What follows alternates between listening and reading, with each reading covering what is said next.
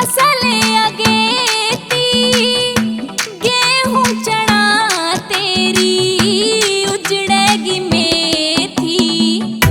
भूखे क्यों चाल्या पिया फसल अगेती गेहूं और चना तेरी उजड़ेगी मेथी।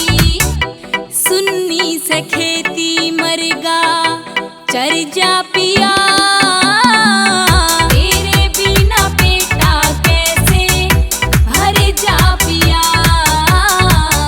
छोड़ के न जावे अकेली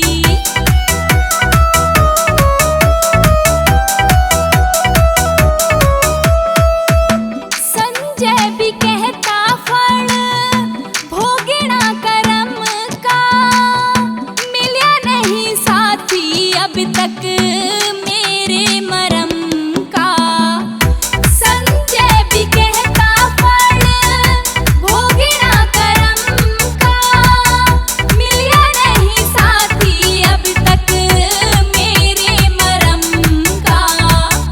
बांध ले धर्म का अब तो नर जा